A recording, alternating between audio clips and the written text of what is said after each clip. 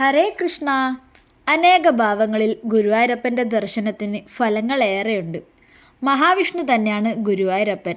രൂപഭാവങ്ങൾ കൊണ്ടും പൂജാരീതികൾ കൊണ്ടും മഹാവിഷ്ണുവാണെങ്കിലും ഭക്തജന വിശ്വാസമനുസരിച്ച് ഗുരുവായൂരപ്പൻ എല്ലാവർക്കും ശ്രീകൃഷ്ണനാണ്.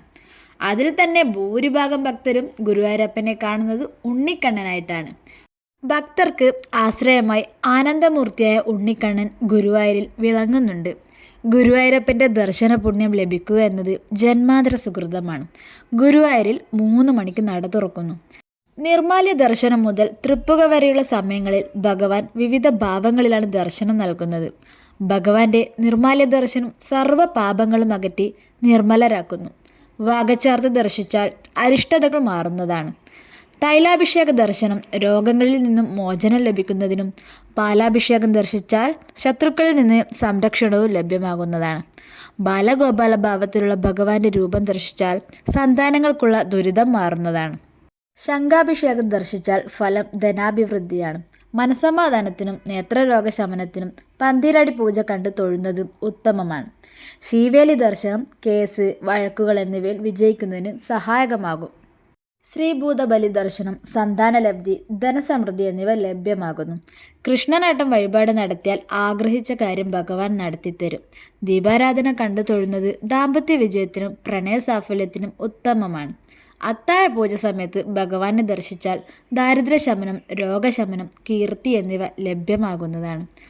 തൃപ്പുക സമയത്തുള്ള ഭഗവത് ദർശനം മോക്ഷലബ്ധി പ്രാപ്തമാക്കുന്നതാണ്. വ്യാഴദോഷങ്ങൾ മാറാൻ വ്യാഴാഴ്ച വ്രതമെടുക്കുന്നത് നല്ലതാണ്. വ്യാഴദോഷങ്ങൾ അകന്ന് ഈശ്വരാധീനം ലഭിക്കുന്നതിനും ഗുരുവായൂർ വഴിപാട് നടത്തുന്നത് വളരെ നല്ലതാണ്.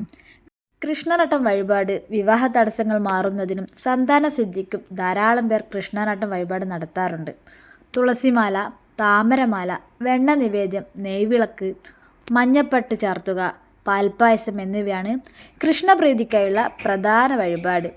ഒരു വഴിപാടും കഴിക്കാൻ കഴിയുന്നില്ലെങ്കിൽ ഭഗവാന് ഹൃദയശുദ്ധിയോടുകൂടി ഒരു തുളസിയില സമർപ്പിച്ചാൽ ഭഗവാൻ അത് സ്വീകരിക്കും.